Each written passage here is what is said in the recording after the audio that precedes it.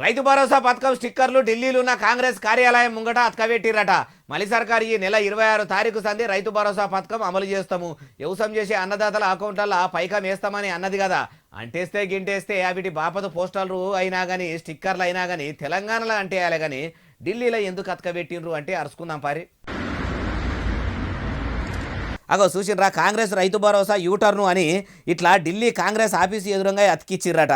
మరి తెలంగాణ అన్నదాతలకు ఆవేశం వచ్చి ఇట్లా ఢిల్లీ దాకా పోయి అతకబెట్టిండ్రా, లేకుంటే కావాలని కారు పార్టీ లీడర్లు కొందరు కాంగ్రెస్ కార్యాలయం కాడ అతికిచ్చిర్రా అంటే ఏమో కానీ రాహుల్ గాంధీ సారు వరంగల్కు ఎన్నికల ముంగట వచ్చినప్పుడు రైతుల కోసం ప్రకటన చేసే కదా, అన్నదాతలకు రైతు భరోసా పథకం కింద ఏడాదికి 15,000 రూపాయలు ఇస్తామని ఈమానం కూడా తిన్నాడు. ఇప్పుడు షై సర్కారు మలి ముఖ్యమంత్రి రేవంతాల సారు మళ్ళా దాన్ని 12,000 మాత్రమే ఇస్తామని 3,000 తుట్టిపెడుతుండు. అయినా అధికారంలోకి రాగానే వెంటనే అమలు చేస్తామన్న పథకం ఇప్పటి వరకు అమలు కాలేదు.